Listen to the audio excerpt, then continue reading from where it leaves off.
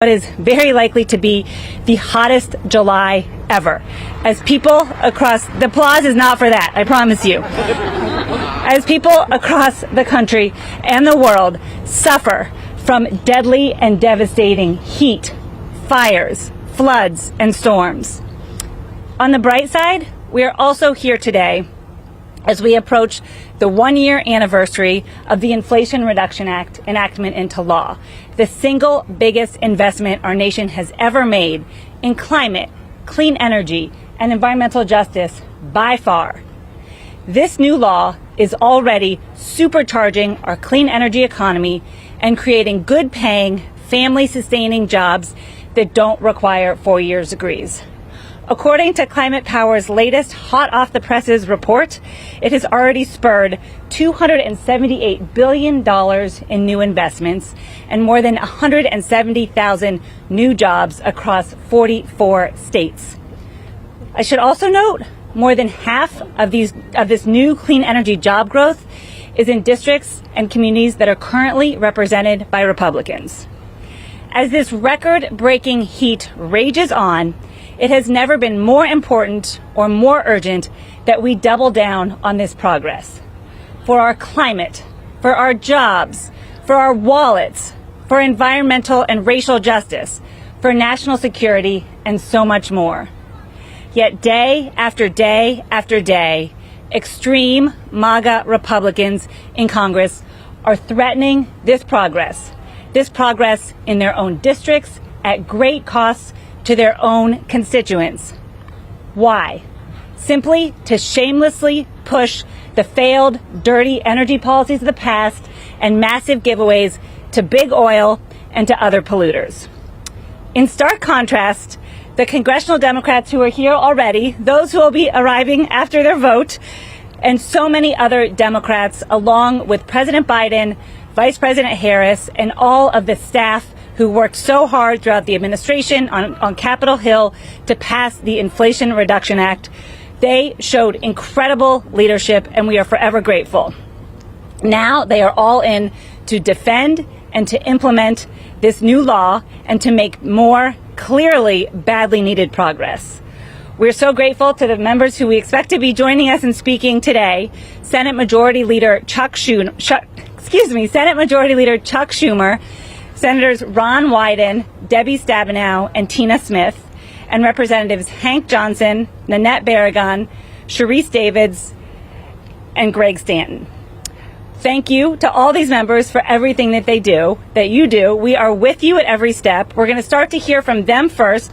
We're also going to hear from some incredible leaders, Rico Albacaitis from IBEW and Jason Walsh from the Blue-Green Alliance. But first, we will go to Congresswoman Sharice Davids from Kansas. Thank you all.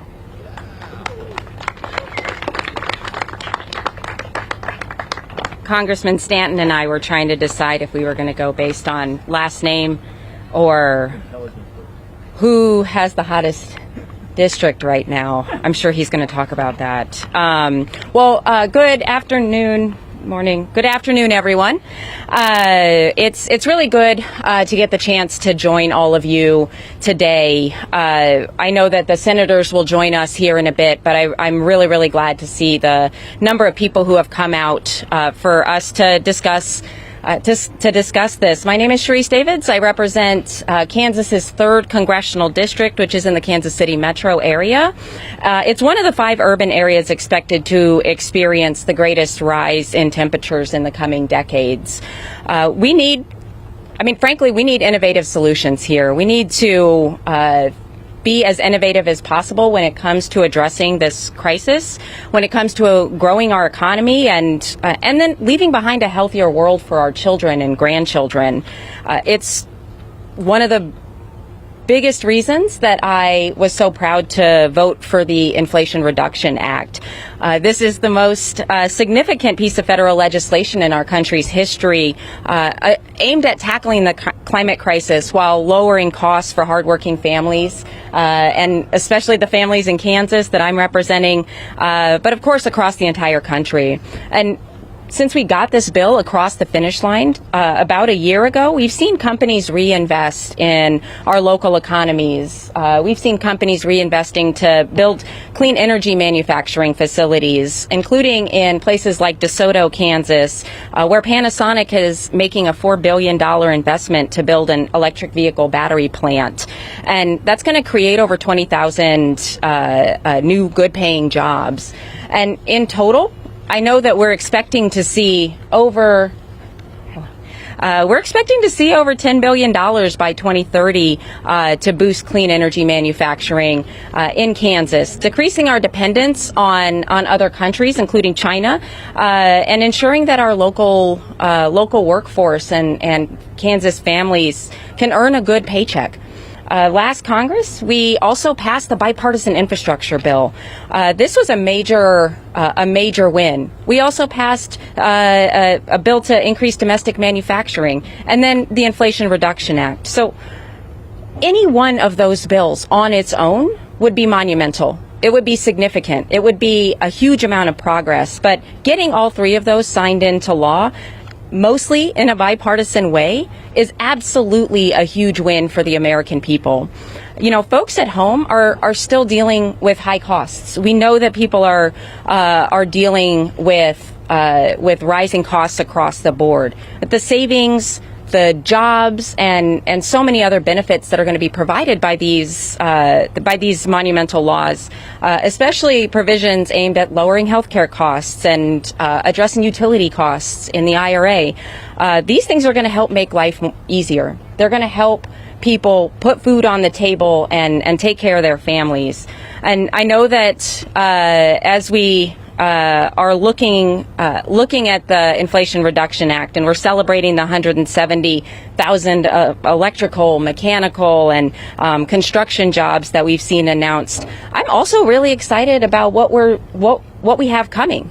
You know, I'm excited about the announcements to come from all of the work that's been going on. And thank you to everybody who's here today, who has spent their time advocating for these policies, who are working throughout the country to deliver clean, secure, and healthy futures for our children and our grandchildren.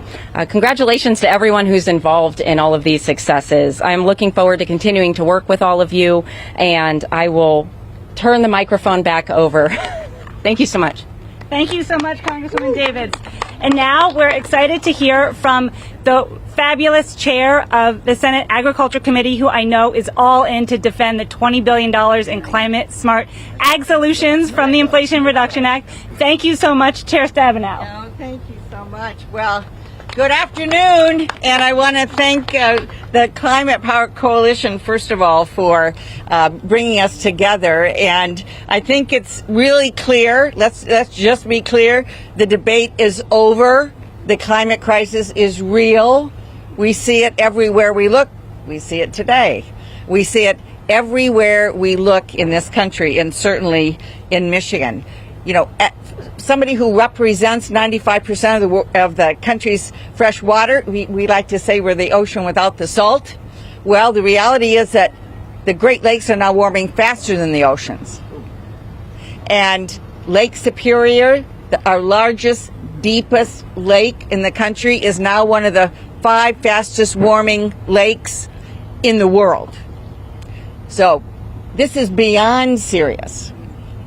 Beyond serious. And last year we saw 18 separate billion-dollar disasters that cost the lives of over 474 Americans and over $175 billion in damages. So we don't want this to be the new normal, although we are seeing more and more of this happening all the time, and that's why we did what we did a year ago.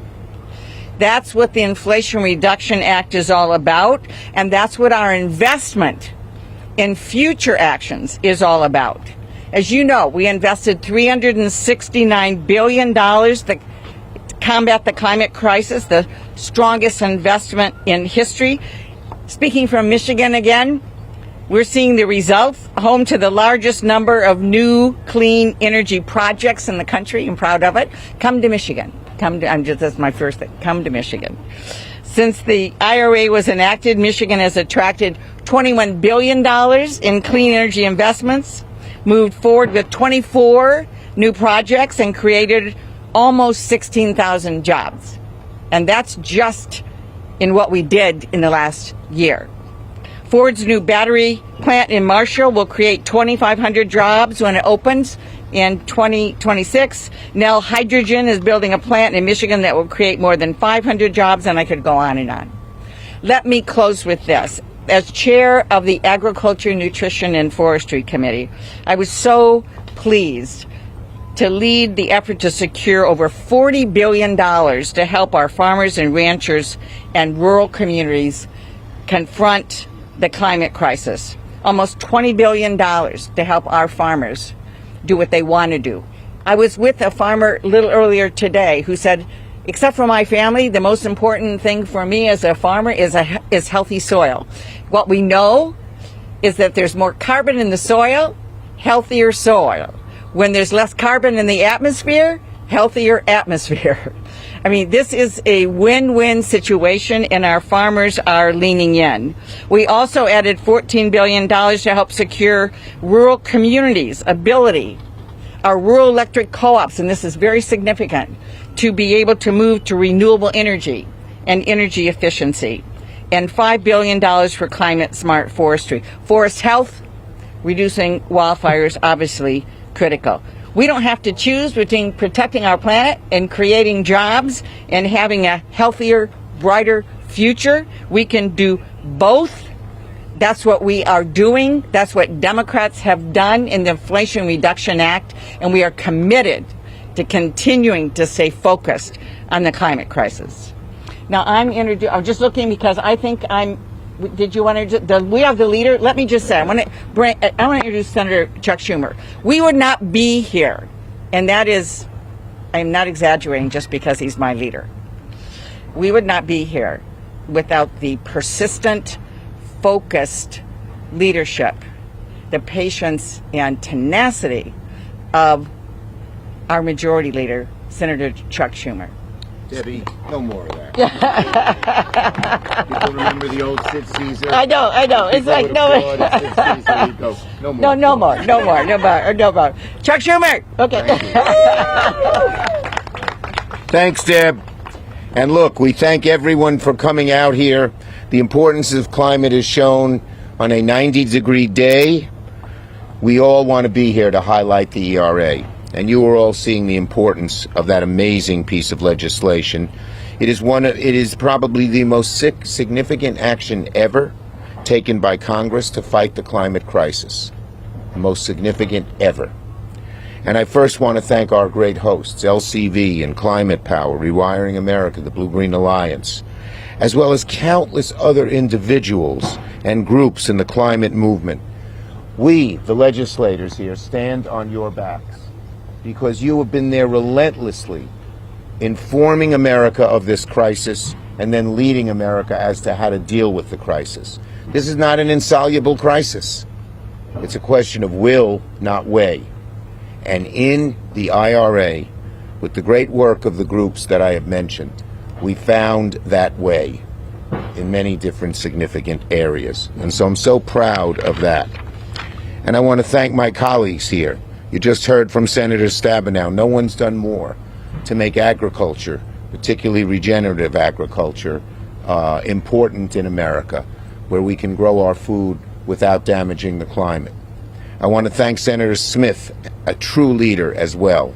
And I know we expect Senator Wyden, who did lots of the tax work that was instrumental in the IRA, as well as Representatives Barragan and Davids and Johnson and Stanton and so many others who helped deliver the IRA a year ago.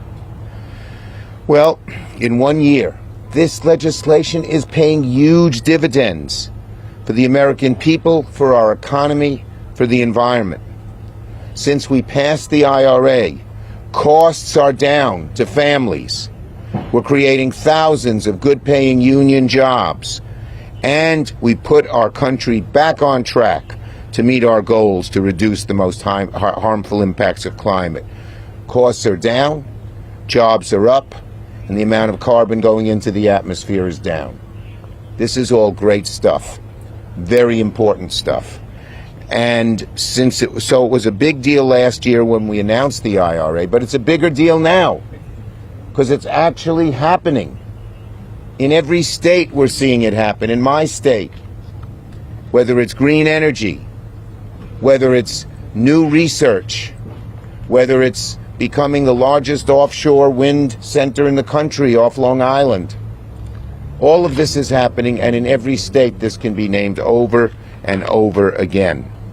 The massive investments in wind and solar and EV batteries, in storage, it's all happening. And you know, I'm so proud because we're seeing the American economy transform in a way that it hasn't transformed since the development of electricity.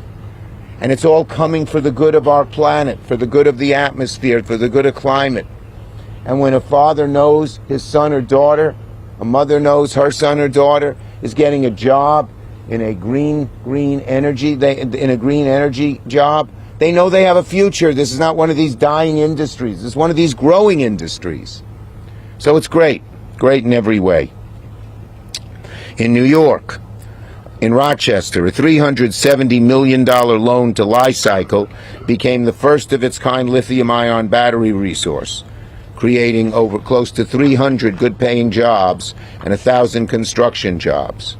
In Schenectady, General Electric just announced they're investing $50 million to establish a new onshore wind turbine manufacturing facility. More good-paying jobs. And in Binghamton, we're going to become one of these centers of lithium-ion battery research and manufacturing because there's a Nobel laureate named Whittingham, a very nice guy. Came to Binghamton University early, won the Nobel Prize, was lured by all these fancy universities, but he stayed at BU. And he is centering over $100 million in grants to help Binghamton become one of those centers. So a place that used to have shoemaking and Endicott Johnson and even IBM now sees a bright future. That's one of the great things here. So, and by the way, because of the work of the people here, we are making this in America. We just had a big plant located in the Hudson Valley. They closed the plant in China. They closed the plant in Japan and opened it up in the Hudson Valley because we told them you got to make it in America. So that's another significant, important part of what we are doing.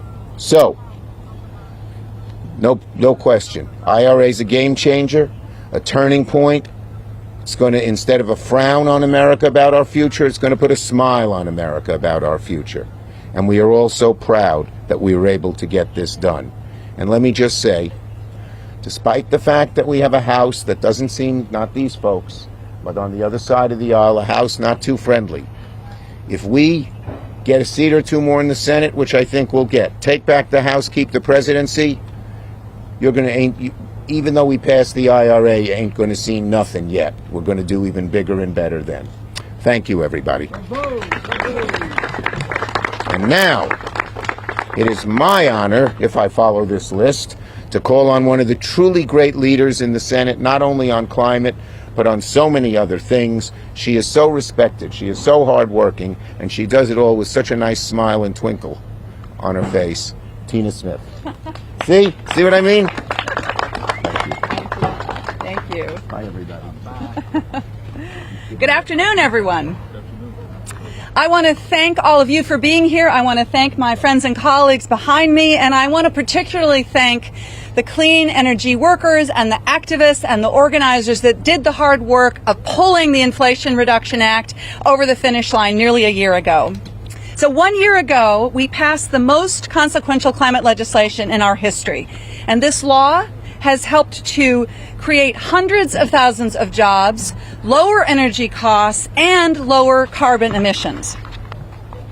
In 1 year alone, projects spurred by investments from the Inflation Reduction Act have created more than 170,000 new clean energy jobs. And I just look at what's happening in my home state of Minnesota, where we are leading the way and building an economy that cuts emissions and create jobs while lowering energy costs for Minnesotans. This week, Minnesota solar panel manufacturer Helene announced plans to expand their domestic solar panel production and to build a second factory in Minnesota. And longtime Minnesota manufacturer Cummins is creating over 100 new jobs by building electrolyzers, which can turn homegrown Minnesota clean energy into green hydrogen. And Xcel Energy, our large investor-owned utility, is replacing its coal-fired power plant in Becker, Minnesota, with solar, enough to power 100,000 homes in my state. These advances in the clean energy economy aren't just creating jobs, they are lowering energy costs. In Minnesota, families can save over $200 a year on their utility bills because of investments from this law. Now, President Biden and Congress promised to meet the moment of the climate crisis while rebuilding domestic supply chains and making America the leader in the clean energy transition. And I am so proud of the work that we did together. I know that this past year has demonstrated what we can deliver, that we can deliver on this promise, and we are just getting going.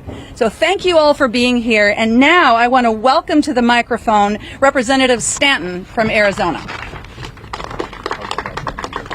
Thank you so much. I defer to the senator from Oregon, Senator Wyden. What a gracious soul. I'm going to make this a filibuster-free zone. My colleague for messing up the intro. My colleagues are going to get to speak. I hope that everybody puts what we said in the old days, a freeze frame, behind all these young people right here. Because what this is really all about is the young people and the grassroots beat big oil on the floors of the United States Congress. And didn't happen by osmosis, folks. These folks and other young people from every corner of the country came together. And make no mistake who they beat. In the 4 or 5 blocks around the Capitol, there were all kinds of lobbyists, particularly as we move towards those summer months when we pass this bill. They were texting and they were tweeting and they were trying to scare everybody that Western civilization was going to end if we got serious about climate change and particularly reducing carbon. And they were in their offices, those air-conditioned offices, and they won this fight. And I will tell you, we started this right after cap and trade went down in 2010. I was a junior member of the Finance Committee. We had had 40 years of climate gridlock. 4-0. Cap and trade, no. Carbon taxes, no. Regulatory policies, no. No after no after no. And all of these folks wouldn't accept no. They insisted that we get to yes. And so we started right after Waxman-Markey went done. It was right in front of me to say we can get this done through the tax code. It's clean, it's straightforward. And we went to West Virginia, we went all over the country.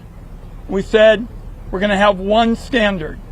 The more you reduce carbon emissions, the bigger your tax savings. And so today, we have a chance to report on what has actually happened. When we were in the Finance Committee in the early summer of 2021, we thought we might get to $300 billion worth of private investment. All of the measures that my friends have been talking about are far in excess of what we said could be a really positive piece of legislation. 170,000 jobs, 270 new clean energy products. And what we said is we were going to do more in energy policy except cutting big checks to big oil. We have done it. There's no turning back, folks. There's a rear guard action, particularly, that Congressman Stanton and others are going to take on in the House that would like to do it. but we're not going back.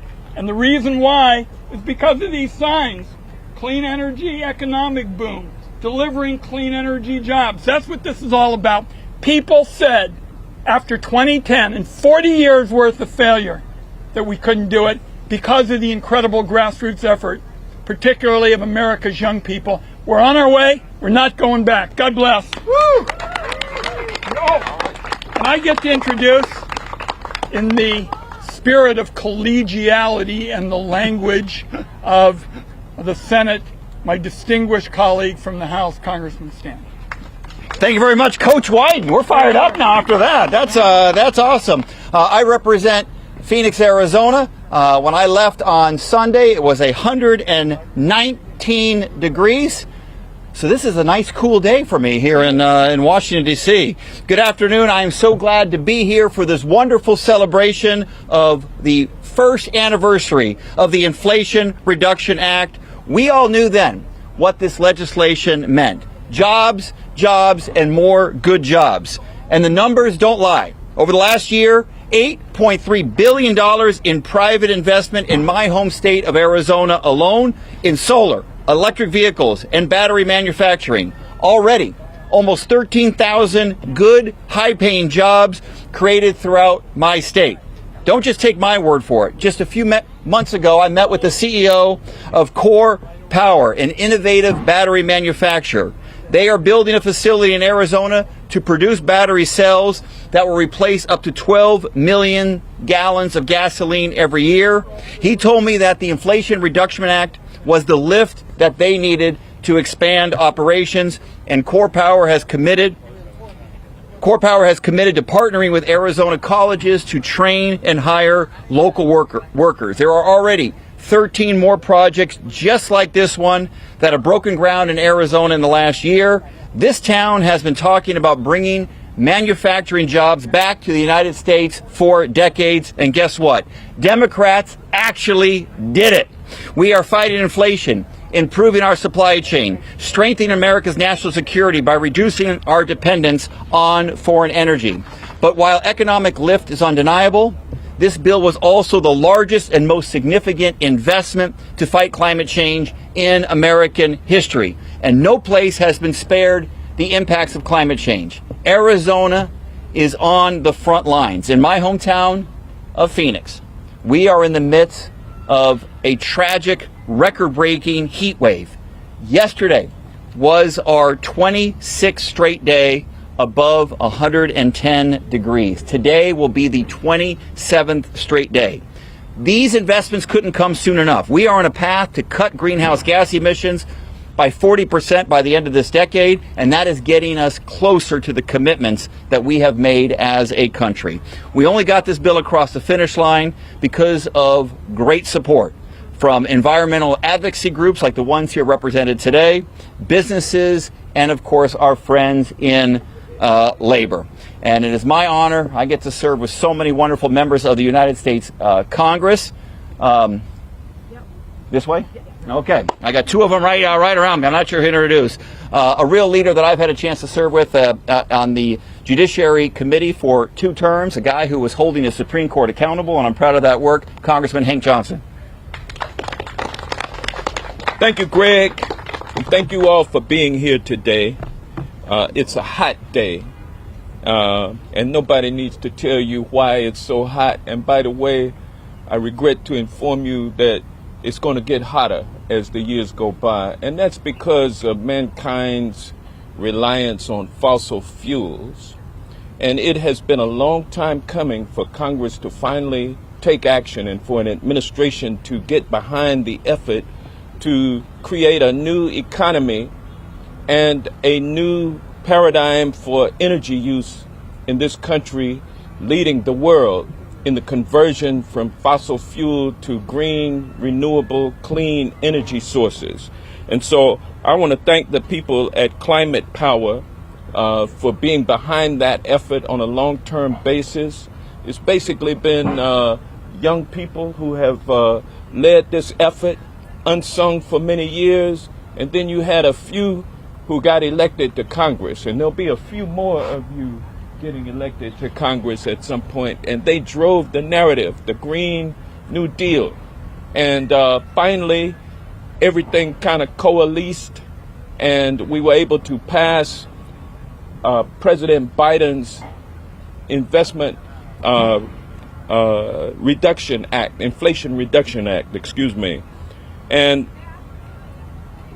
the Inflation Reduction Act is our first step towards this transition to green renewable energy. And as everyone already knows, this landmark legislation invested hundreds of billions of dollars into modernizing our economy, helping America address the climate crisis, all while creating more than 100,000 clean energy jobs. And by the way, all of these bees that seem to be focusing on me for some reason, I'm happy to see that, because bees are on the decline in America due to climate change and other issues. And so I'm glad that the bees are out in full force, buzzing around, letting us know that they want to be here too. But this Inflation Reduction Act is going to create more than 100,000 clean energy jobs. The law has already brought close to $19 billion in investment for 22 projects and created almost 17,000 new jobs in the state of Georgia, which I'm proud to hail from. That's just within this past year. We're celebrating the 1-year anniversary of the IRA today. So it'll bring in more billions in large-scale clean power generation and storage investments to Georgia between now and 2030. But the investments don't just represent the future of clean energy, but mean dramatic investments in people. So I'm going to end my remarks now by thanking you all for being out here. Thank the press, the media, all of the staffers out here who help us get our work done, all of the interest groups, particularly the young people who are standing behind us in this hot sun. It's almost over, y'all. And last but not least, my colleagues from Congress, House and Senate, who have been instrumental in bucking the fossil fuel lobby and doing what's best for the future of this country. And with that, I will now yield to my friend, Congresswoman Barragan. Well, good afternoon. I'm Congressmember Nanette Barragan, Chair of the Congressional Hispanic Caucus. I want to thank Climate Power, LCV, and Rewiring America, all of those who help fight to get us across the finish line, and labor. Thank you for having us something to celebrate today, which is, of course, the 1-year anniversary. I stand here today with my House and Senate colleagues to talk about the positives and what has happened in that short time. And the bottom line is jobs. Jobs and jobs. It's no accident that unemployment is at its lowest level in half a century. In California alone, the Inflation Reduction Act, we have seen in the last year $11.9 billion in clean energy investments for California. It's helped create and move forward thousands of good-paying clean energy jobs in California. Now, these jobs will provide economic security for hardworking families, including Latino families. The Congressional Hispanic Caucus is interested in making sure we're advocating for policies that are impacting our communities across this country. And we've seen that Latino communities across the country have seen direct investments from the Inflation Reduction Act, and that has resulted in a number of new clean energy projects. Projects have delivered $28.5 billion in investments and over 35,000 jobs. These investments will also reduce air pollution in Latino and other underserved communities and improve public health.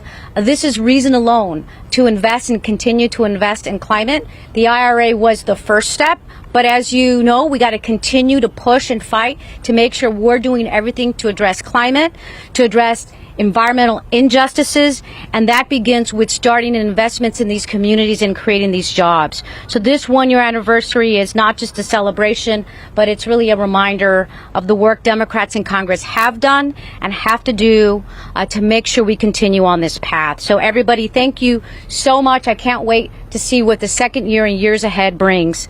And with that, I have the honor of introducing from Labor and the IBEW, Ricardo Albacaris. Is that right? Close.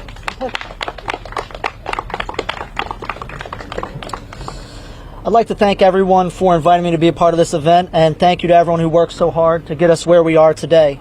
My name is Rico Albacaris. I'm an inside wireman and the political director from IBEW Local 24, and I'm an 11-year member of the International Brotherhood of Electrical Workers.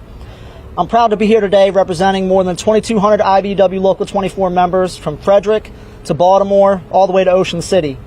And we're here to celebrate that in just under a year since its passage, the Inflation Reduction Act has unleashed a made-in-America renewable energy boom.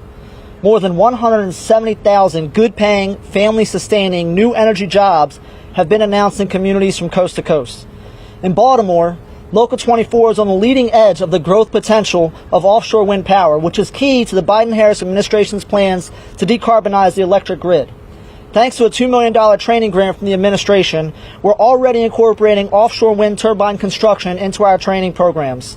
In Baltimore and across the country, renewable energy jobs are uplifting American workers. In partnership with the Biden-Harris administration, Local 24 is working to provide opportunities for underrepresented communities to find good jobs and careers in industry like offshore wind. We're increasing our outreach to Baltimore City residents and connecting folks to pre-apprenticeships that give them exposure to the trades.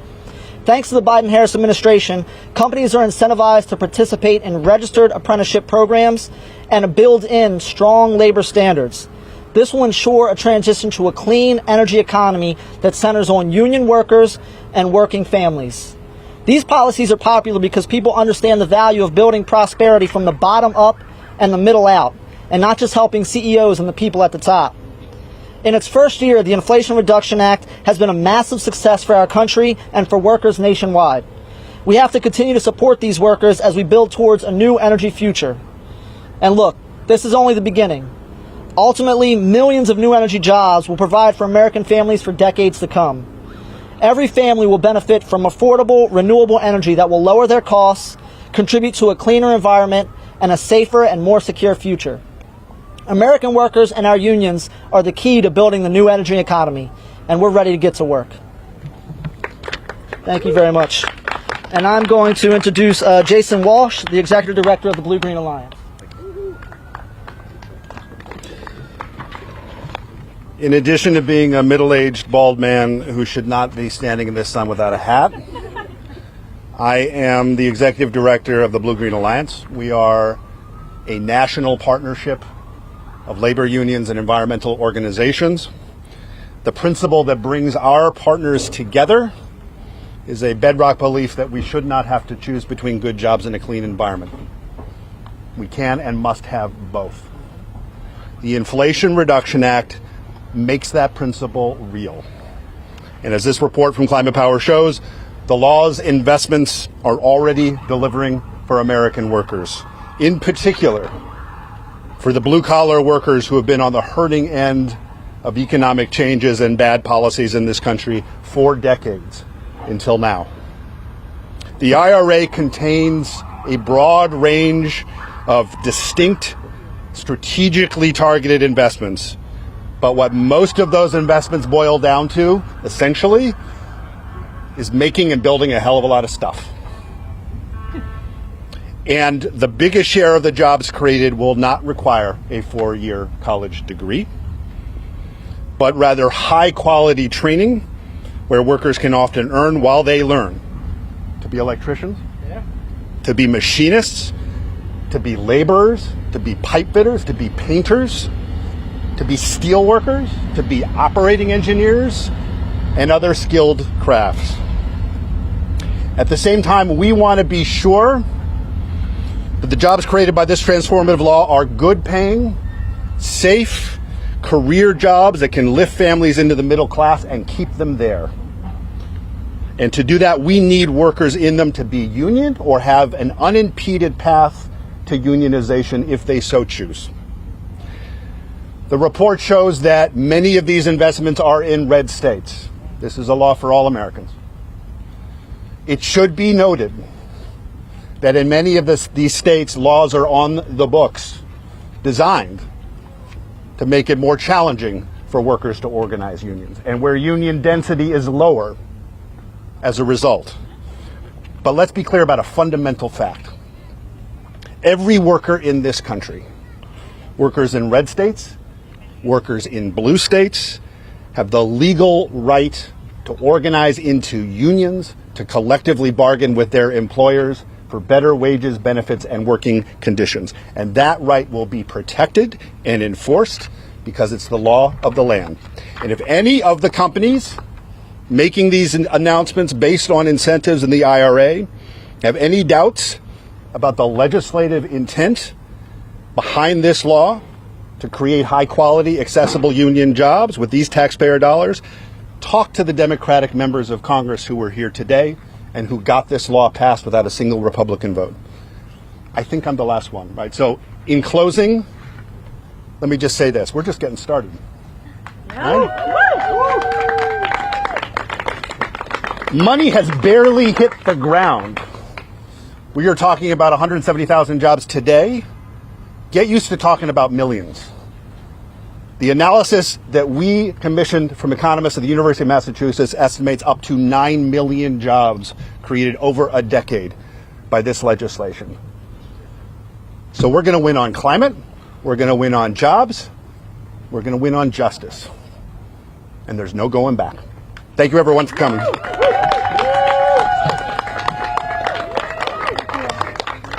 Thanks, everybody.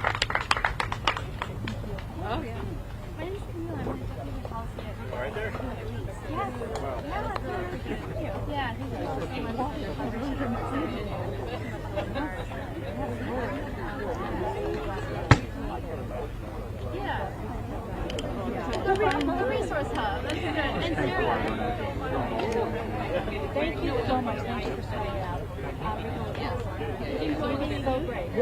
I just